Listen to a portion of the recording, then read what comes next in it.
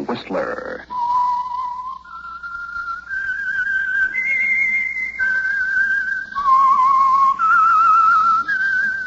Presented by the United States Air Forces in Europe. I am the Whistler, and I know many things, for I walk by night. I know many strange tales hidden in the hearts of men and women who have stepped into the shadows. Yes, I know the nameless terrors of which they dare not speak. Tonight, transcribed, it's the Whistler's strange story, Element X.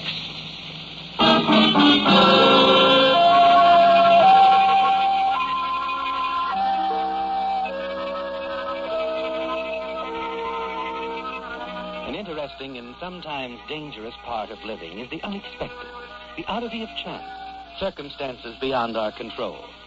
It was chance that brought Grant Forbes out of a downtown building at almost the same time that his friend Lieutenant Driscoll of Homicide was passing by. Yes, Grant, chance brought you together that day, didn't it? And as the two of you continued along the sidewalk, chatting, neither of you had any thought of the sudden, violent action that was to burst forth as you rounded a certain street corner. Stop! I'll shoot! Hey, what is it? Get back, Grant, against the wall. Come on. A robbery. Looks like one of our patrolmen winged somebody.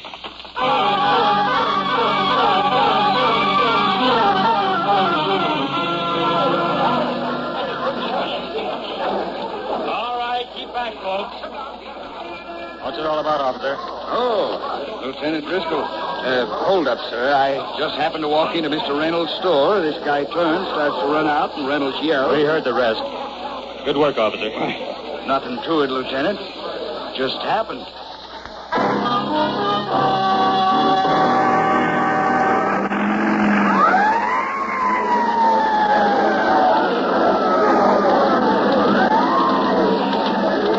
That's a funny thing, Grant.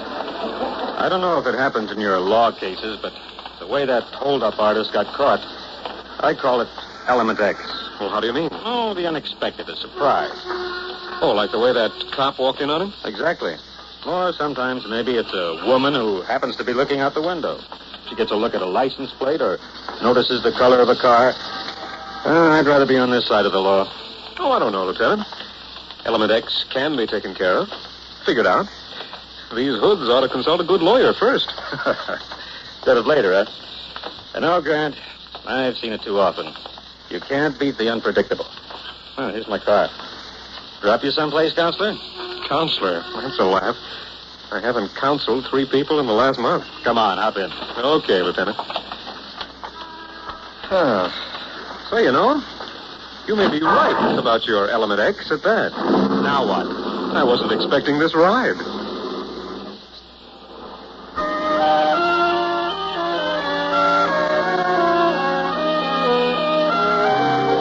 It was many weeks after you talked to your friend, Lieutenant Driscoll, wasn't it, Grant? Yes. And they were weeks that seemed like months. And then came that phone call that was to make so much difference. What was the name again? Markham, Floyd Markham. I'd like for you to drop out here to Malibu, Mr. Forbes. Discuss a certain domestic matter.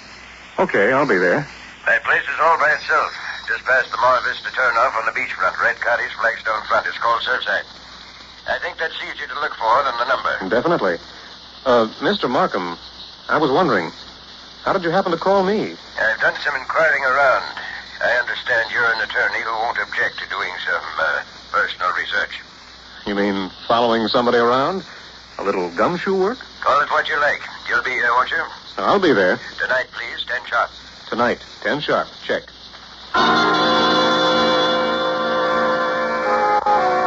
You've little choice, have you, Grant? Too few of your clients believe in paying their bills on time.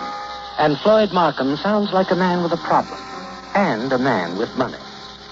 That night, you're right on time. And approaching Markham's secluded cottage on the waterfront, when you see someone slipping out of a side door, a woman, you step back in the shadows as she runs past you to a parked car. Then you hurry into the cottage. Oh, Mr. Markham. Lydia.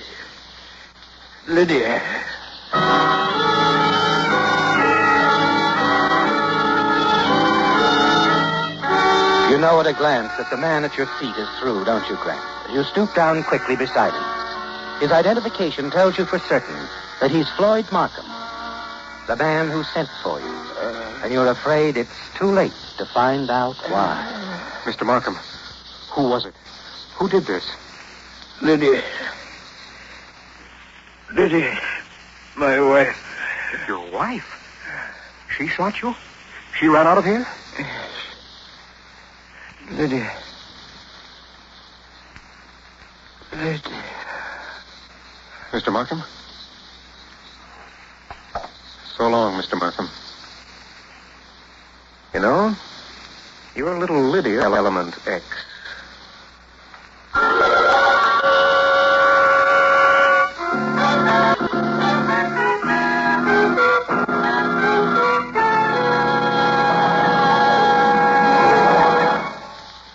In just 30 seconds, The Whistler will continue with tonight's story.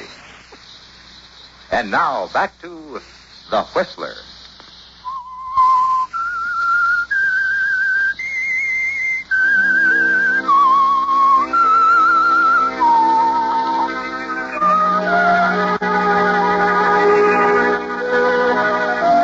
Well, Grant, your visit to the Malibu cottage of Floyd Markham.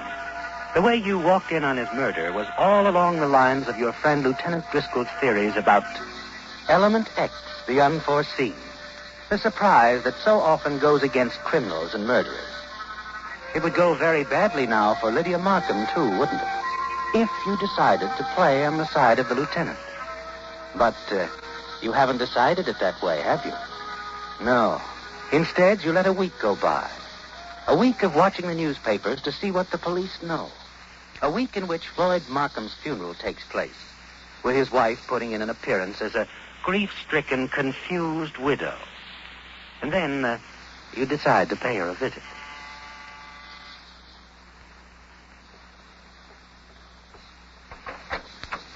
Mrs. Markham? Yes? I'd like to talk to you. On behalf of a client of mine. Oh, my card. Grant Forbes, counselor at law. Permit me to explain, Mrs. Markham. My client was a witness to a sort of an accident. A shooting, I believe. Ralph. Huh? Ralph. Oh, what's the matter, huh? Oh, who's this? Mr. Forbes. Grant Forbes, counselor at law. Ralph, I think we should talk to him. Come on in, Mr. Forbes. Thank you. Oh, I'm Ralph Leonard. You should know, too, that Mrs. Markham here has undergone a strain. You see, her husband... I know about the late Mr. Markham, and I would prefer to talk to Mrs. Markham in private if it's agreeable. Oh, Ralph. Mr. Leonard is my... Well, he was my husband's closest friend. You can say whatever you have to say to both of us. I think I understand. However, under the circumstances, Mrs. Markham... Get to the point, Forbes. All right. Mrs. Markham, my client, who must at the moment be nameless, observed some interesting things on a certain night about 10 days ago. More specifically, it was the night that Mr. Markham, how did the newspapers phrase it? Oh, yes. Died at the hands of a person or persons unknown. Your client, counselor, he thinks this should have been phrased differently? He would change only the one word, unknown. Mm-hmm. Ralph. Now, take it easy, Lydia. Okay, counselor. Okay. You mean that if my client should require a slight fee for his silence... I mean, get out of here. Well, now, you're making a mistake, Mr. Leonard. You're making a mistake if you don't get out. You haven't any client. You're just a cheap, low shyster. Lower than a murderess, Mr. Leonard? Very well. My client won't like this, however. Supposing I told you there's half a dozen witnesses who'd swear your client was wrong, lying. Money buys many things, Mr. Leonard. In Mrs. Markham's interests, I would say it might be less expensive to buy one closed mouth rather than 6 perjured ones. I'll decide what's best for Mrs. Markham's interests. Very well.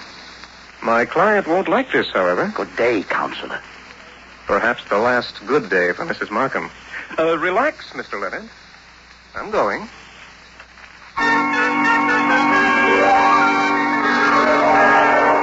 You walk out of the apartment, Grant. You're not sure, are you?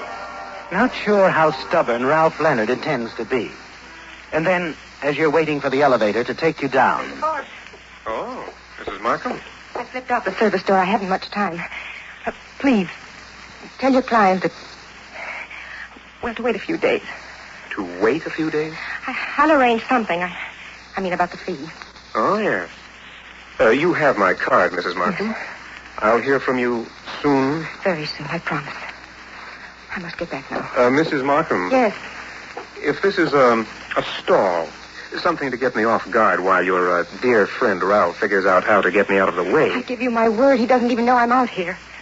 Please, Mr. Forbes, trust me. Oh, I'm the trusting sort, Mrs. Markham. Very much so. All right. I'll give you what you ask. A few days. Oh, thank you. Thank you very much. Good day, Mrs. Markham. I'll be looking forward to making any reasonable settlement for my client. Riding down in the elevator, you feel better about it, don't you, Grant? Yes.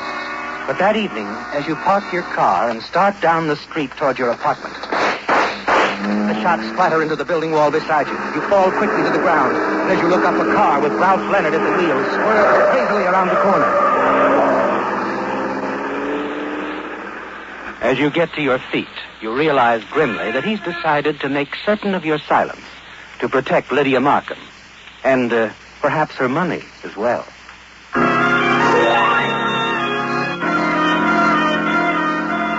The following day, you hit upon a neat and simple plan for eliminating Ralph, without risk to yourself. You're unaware, of course, as you go about locating Ralph Leonard's telephone number, that at a point some 200 miles upstate, Element X is starting on its way toward you.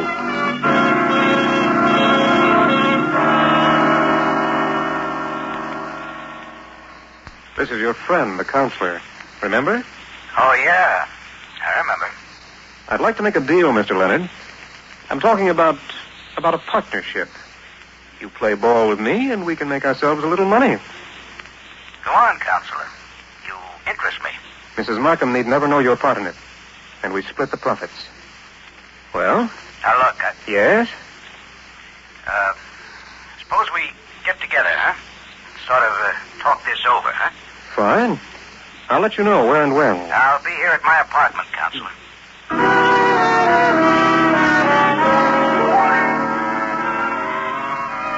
You smile, don't you, Grant, as you hang up the receiver? You know what Ralph Leonard is thinking, what he's planning. Because he believes you're stupid enough to meet him at a quiet rendezvous where he can do his talking with a gun. You hurry out of your office, get into your car, and drive uptown to Mrs. Markham's apartment. I asked you to give me a few more days, Mr. Forbes. I know, Mrs. Markham, but I suddenly discover I have some rather pressing financial obligations to meet, and... You owe your client, Mr. Forbes. Oh, come, Mrs. Markham. Surely you must have guessed. Your friend Ralph did. Yes. Aren't you going to ask me to sit down? Of course. And allow me to serve cocktails. Thank you, no. A bit too early in the day yet. Now, as I was saying... You're pressed, financially. I am indeed, Mrs. Markham. A few thousand would tide me over for a while. Well, I don't have the money here. Can you come back tonight? If you don't mind, I'd rather we met somewhere else. Very well. I'll phone you later. Tell you where. Now, if there's nothing further... There is. Oh. I think I'll have that martini after all.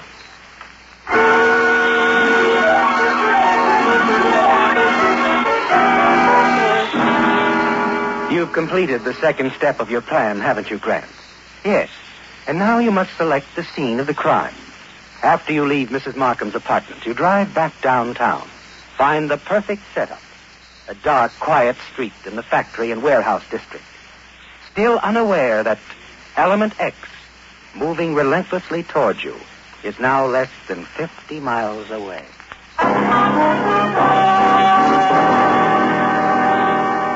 A few minutes before 9 that night, you step into a phone booth in a drugstore across the street from Ralph Leonard's apartment. Yes, counselor. I was wondering when you'd call. Still interested in talking business, Mr. Leonard? Of course I am. Good. Suppose we meet on the southeast corner of 17th and Shannon, warehouse district. You know where it is? Oh, I'll find it, counselor. There's a building entrance about 15 feet south. Wait for me in there. All right, I'll leave right away.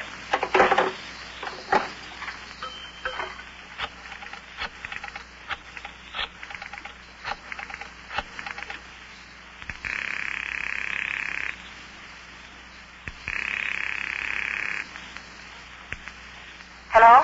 This is Grant Forbes, Mrs. Markham. I have the money. 3,000.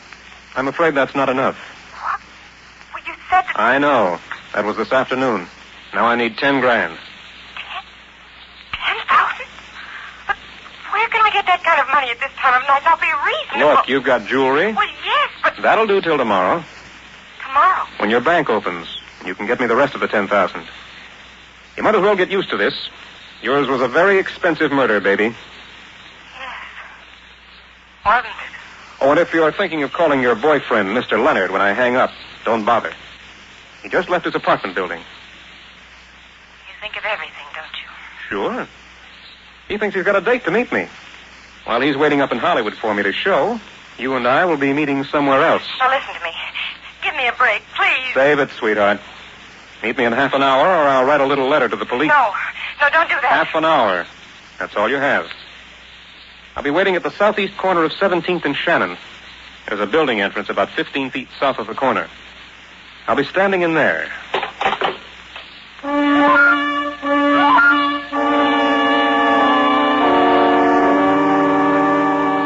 You've played the part perfectly, haven't you, Grant? Yes, and the trap is set. Mrs. Markham is desperate now, isn't she? Yes, she's killed before, and you're certain you've driven her to the point where she'll kill again. You hurry to your car and start toward the scene of the rendezvous. While only a few miles away now, Element X is moving toward 17th and Shannon. But you've forgotten all about Element X, haven't you, Grant?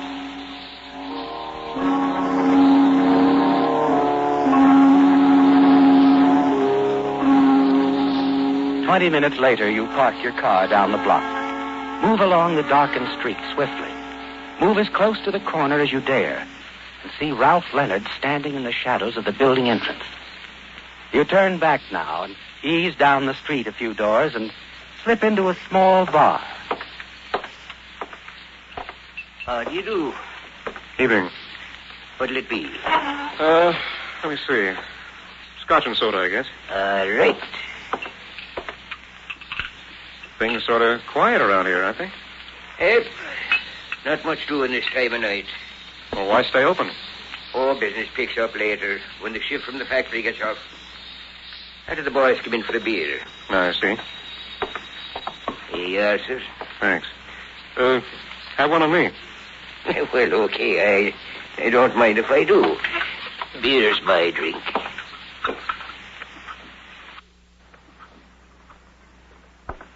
Well, here's cheers.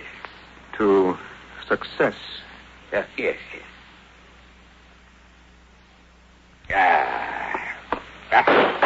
Hey, what's that? It sounded like shots to me. It sure did. Come on. I'd say we better have a look.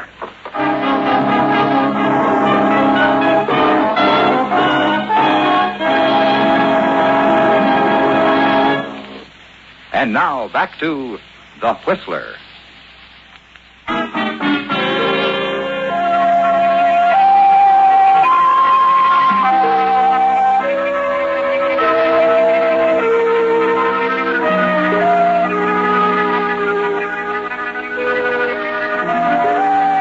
Lieutenant Driscoll from Homicide stood quietly in front of the entrance to a building some 15 feet south of 17th and Shannon, making notes in a small black book.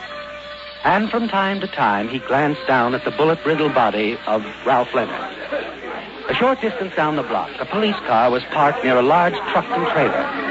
The squad car sergeant, finished with his questioning of the truck driver, came slowly to the spot where Lieutenant Driscoll was standing.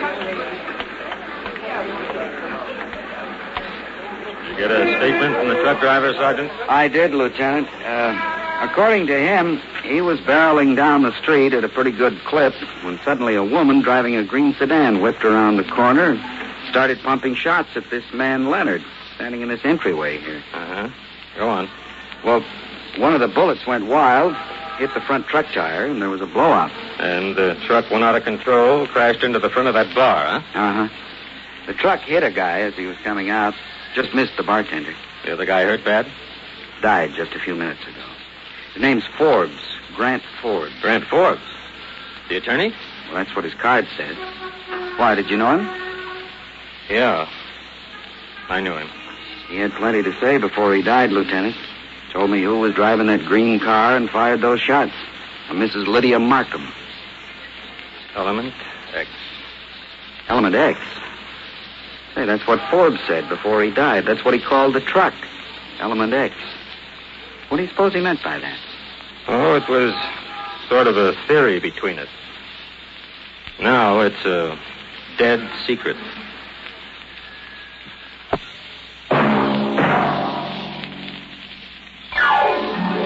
Be with us again next week, when once again the United States Air Forces in Europe present The Whistler.